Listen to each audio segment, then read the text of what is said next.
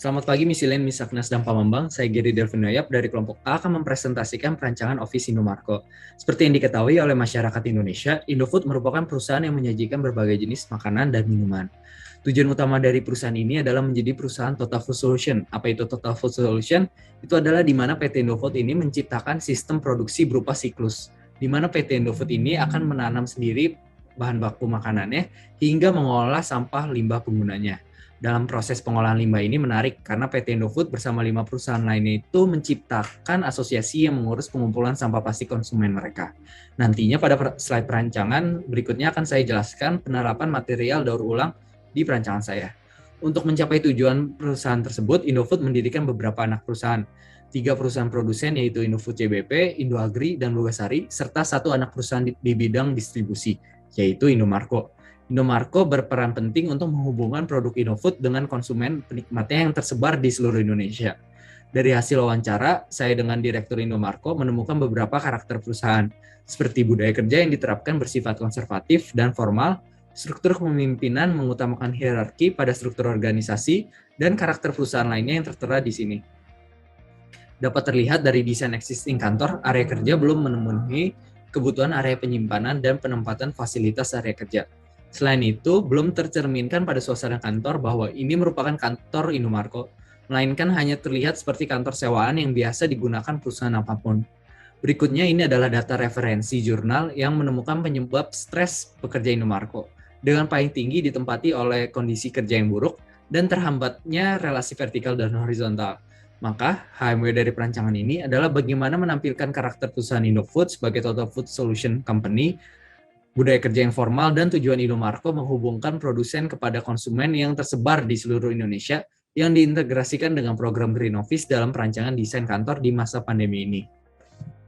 JB Tower yang berada di Jakarta Pusat, Jalan Tamrin ini berada di kawasan sentra bisnis distrik menjadi sesuai sebagai penempatan cabang kantor Indomarko. Dapat dilihat dari analisis gambar di slide ini, saya memilih lantai 23 area high zone. Karena JB Tower berada di komplek bangunan high-rise ini yang dapat menghalangi pemandangan Taman Monas yang berjarak 1 km dari JB Tower. Selain itu, lantai high-rise ini memiliki area sewa meter persegi yang lebih luas, karena bentuk core building yang mengecil pada area high zone. Pada analisis PASH melalui program Dialogs, ditemukannya glare pada area timur dan utara bangunan di jam 9 pagi dan glare pada area utara dan barat di jam 3 sore, menunjukkan kebutuhan untuk menerapkan sistem shading. Sustainability merupakan poin yang harus diperhatikan karena JB Tower memperoleh sertifikasi platinum oleh GBCI. Menjadi melekat juga pada konsep perancangan kantor Indomarko. Slide ini menunjukkan pada pembagian ruang dibagi menjadi 4 area, public, semi-public, private, dan service. Untuk tamu hanya dapat mengakses area reception dan ruang meeting eksternal yang dibatasi oleh penggunaan turnstile. Penempatan ruang ini berdasarkan relasi kerja, dapat dilihat area salesman dan supervisor dan juga manajer ditempatkan berdekatan karena relasi kerja. Sedangkan area private ini diisi oleh pimpinan dan juga struktur organisasi yang membutuhkan privacy seperti HRD. Penempatan ruang juga memperhatikan flow of activity, di mana ruang arsip diletakkan dekat dengan finance, audit, dan accounting. Di grouping ini, saya juga merancang bagaimana setiap pekerja akan mendapatkan pencahayaan alami, menjawab masalah di awal, di mana 20% pekerja merasa stres di kantor akibat kondisi kerja yang kurang baik. Sebagai divisi distribusi, yang berfungsi untuk merangkul konsumen dari berbagai budaya di Indonesia, serta visi perusahaan untuk menciptakan siklus Total Food Solution, menciptakan siklus komplit dari penanaman hingga penguraian limbah, mencetuskan konsep kontinuitas, menghadirkan suasana kantor yang mengalir dan terhubung satu sama lainnya melalui bentuk-bentuk yang tidak bersudut, memberikan persepsi ruang yang tidak memiliki akhir, layaknya seorang penjelajah yang sedang mencari ujung dunia. Untuk menunjukkan bahwa ini merupakan konsep perusahaan Indomarko yang berada pada naungan grup Indofood, saya menerapkan narasi cerita Pak Sudono Salim yang berjuang mendirikan perusahaan Indofood secara eksplisit di area reception. Lalu untuk menunjukkan bahwa Indomarko merupakan perusahaan yang berfungsi untuk menghubungkan ke seluruh pulau yang ada di Indonesia, saya menerapkan budaya 5 pulau besar Indonesia, Jawa, Sulawesi, Sumatera, Kalimantan, dan Papua secara implisit ke dalam elemen desain yang mengalir dari Jawa hingga Papua, mengikuti sirkulasi pengguna di kantor. Narasi kebudayaan ini akan saya jelaskan pada slide perspektif berikutnya. Pada slide ini adalah penjabaran konsep citra. Ada konsep bentuk, yaitu kontinuitas, menggunakan bentuk-bentuk yang tidak bersudut, konsep material, tentu saja yang memiliki aspek sustainability, dan dapat dibentuk sesuai konsep bentuk, Lalu konsep warna menerapkan warna korporat dan suasana kantor yang terang menunjukkan profesionalisme perusahaan. Lalu ada konsep pencahayaan adalah memadukan PASH dan pencahayaan buatan untuk menciptakan lingkungan kerja yang produktif dan nyaman. Pada slide ini saya ingin menunjukkan bahwa perancangan kantor memisahkan sirkulasi pimpinan, staf, serta sirkulasi pengiriman barang. Untuk pengiriman barang dapat langsung ke akses pintu yang berada di sebelah lift barang masuk ke gudang. Untuk staf dan tamu akan melewati pintu utama. Sedangkan pimpinan memiliki akses tersendiri yang terletak dekat dengan lift eksekutif. Masuk langsung ke lingkungan area pimpinan. Menciptakan sirkulasi yang lancar untuk keseharian dan saat darurat. Slide ini menunjukkan list peletakan ruangan dalam bentuk aksonometri. Pada area reception ini menerapkan stilasi budaya Jawa. Pada area workstation salesman ini menstilasi budaya Sulawesi, diikuti dengan Pulau Sumatera, Kalimantan, dan diakhiri oleh Papua. Sejak awal, user menapakkan kaki di koridor lift lantai 23, user dapat langsung melihat bahwa lantai 23 ini adalah milik dari PT Indomarko. Konsep kontinuitas mulai diperkenalkan pada dinding vertikal, di mana ditekuk masuk ke dalam pintu utama, mengajak pengguna untuk masuk ke dalam kantor Indomarko. Sepercik narasi yang akan ditampilkan pada kantor ini sudah mulai dilihat dari bingkaian pintu utama yang menunjukkan adanya artwork peta Indonesia. Saat pertama kali masuk di kantor Indomarko, pengguna akan tiba di area narasi Pulau Jawa dengan penglihatan tertuju pada meja resepsionis yang merupakan stilasi dari Pulau Jawa. Peristiwa ini membayangi cerita Pasudono Salim yang pertama kali mendarat di Indonesia, yaitu di Pulau Jawa, Surabaya. Pengguna dapat merasakan bahwa Indomarko merupakan perusahaan yang menyebar di seluruh Indonesia, tergambarkan pada peta Indonesia di backdrop meja resepsionis. Bentuk siling yang mengalir merupakan penerapan konsep utama kontinuitas, serta pencahayaan yang menuntun pengguna ruang dalam menjelajahi area kantor. Konsep kontinuitas ini pun juga melekat pada meja resepsionis, sofa, dan juga ruangan meeting yang tidak bersudut. Tersedianya ruangan meeting yang memiliki sofa yang panjang memenuhi ruang resepsionis secara fungsi sebagai muka perusahaan untuk menerima tamu dan melakukan aktivitas meeting. Melihat dari data sirkulasi dan aktivitas tamu untuk menunggu di area reception, maka area reception ini memberikan ruangan yang bercerita mengenai perjuangan Pak Sudono Salim merintis Indofood hingga terbentuknya Indomarko yang mendistribusi ke seluruh Indonesia. Awal mula perjuangan ini berlatar belakang di Pulau Jawa dengan runtutan cerita sebagai berikut. Jadi diawali dengan cerita Pak Sudono Salim yang lahir di Fujian, Tiongkok, harus mengadu nasib di Indonesia akibat krisis ekonomi saat Perang Dunia II. Mendarat pertama kali di Indonesia, Pulau Jawa, Surabaya, tidak langsung sukses namun mengalami kebangkrutan beberapa kali hingga sukses mendirikan PT Indofood yang kini memiliki 4 anak perusahaan. Cerita ini disampaikan melalui storyboard yang berisikan teks dan juga luminous textile. Bukan hanya dengan menerapkan luminous textile begitu saja, namun dibingkai dengan bentuk hasil stilasi dari Sungai Bengawan Solo, sungai terpanjang di Jawa, sesuai konsep area resepsionis sebagai area Pulau Jawa. Dengan stilasi sungai ditambah dengan wall washer yang mengikuti lengkungan dinding, menemani tamu menyusuri kisah perjalanan Indofood Pak Sudono Salim dari awal hingga saat ini. Pada perspektif ini, saya menunjukkan bagaimana perancangan kantor mencerminkan identitas kantor, bukan hanya sebagai divisi distribusi dengan bentuk-bentuk kontinuitas, namun juga nilai kepedulian akan alam serta visi sebagai perusahaan Total Food Solution, di mana menciptakan siklus komplit dari penanaman hingga penguraian limbah. Maka saya menerapkan top table meja makan yang terbuat dari limbah plastik produk PT Indofood yang dilelehkan dengan motif teraso, sehingga pekerja dapat melepaskan kejenuhan melalui kehadiran warna yang fun ini dan menginformasikan tentang identitas perusahaan grup Indofood yang peduli terhadap lingkungan alam, yang juga secara tersirat mengajak dan menunjukkan bahwa sampah plastik ini dapat menjadi sesuatu yang berguna dan memiliki nilai estetik. Pada area kantor, pengolahan sampah juga merupakan aspek yang penting untuk diperhatikan.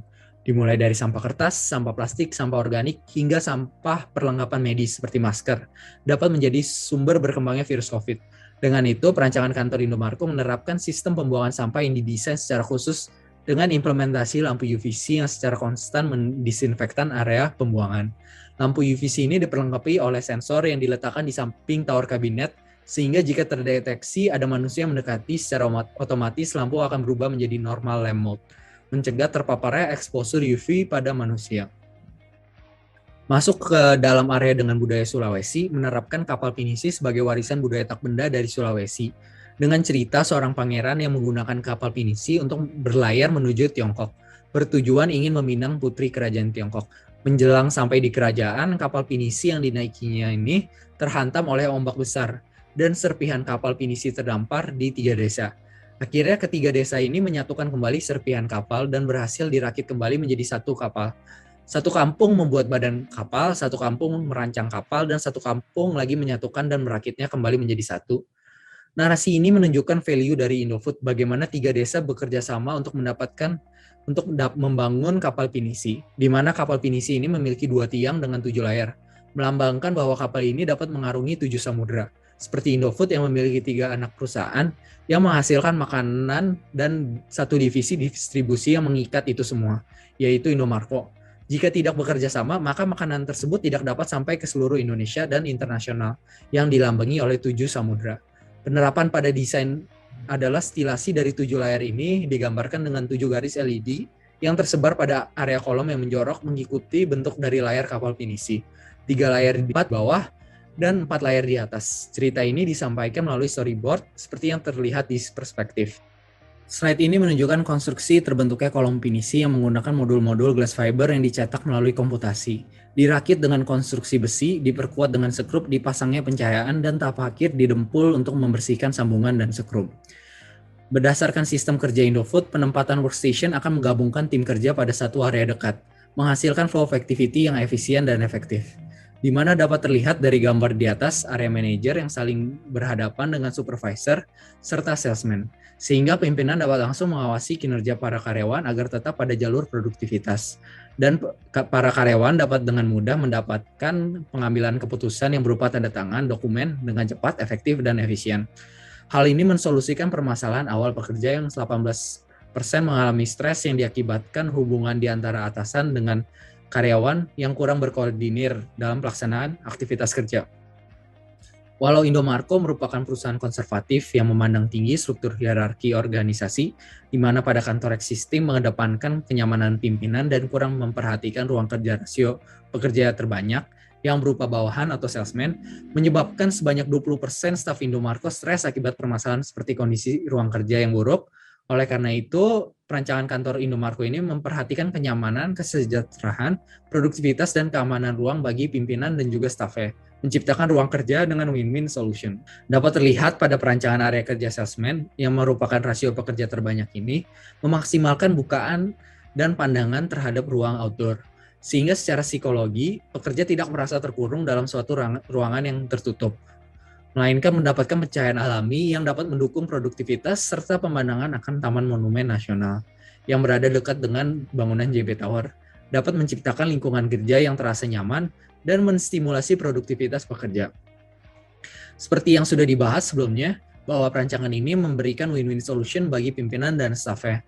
Maka penerapan partisi kaca ini ditujukan agar ruang kerja area kantor Indomarko seakan-akan tidak ada sekat, sehingga setiap pekerja dapat menikmati pemandangan akan jalanan Tamrin serta Taman Monumen Nasional yang diberikan oleh bangunan JB Tower yang menggunakan selubung kaca secara 360 derajat.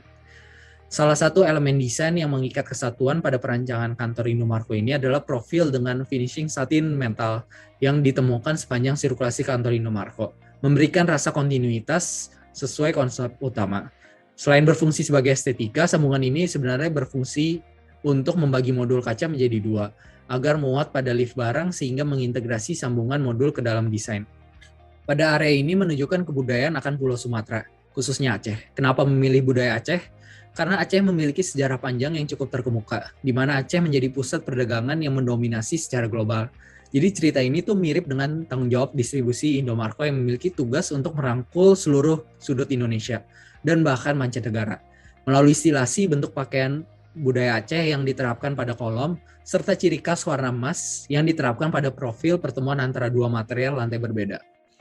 Masuk pada area budaya Kalimantan, diwakili dengan artwork dari Thierry Martenon yang memiliki bentuk mensimbolisasi Kalimantan dengan julukan Pulau Seribu Sungai, di mana banyaknya sungai ini dimanfaatkan oleh masyarakat sejak zaman dahulu dalam aspek ekonomi dan sosial. Cerita ini disampaikan melalui storyboard yang berada di bawah artwork.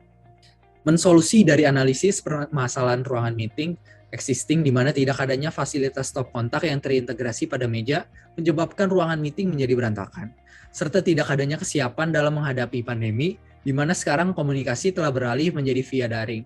Maka daripada itu, perancangan ini pengguna ruang dapat dengan mudah menggunakan stop kontak yang sudah terintegrasi pada meja, serta melakukan komunikasi via daring dengan Cisco Webex Monitor yang juga dapat berfungsi sebagai alat presentasi. Masih dalam budaya Kalimantan, desain bar table ini terinspirasi dari bentuk perahu tradisional suku Banjar Kalimantan yang digunakan untuk mengarungi Pulau Seribu Sungai sejak zaman dahulu. Yang terakhir adalah lorong yang berada pada area pimpinan.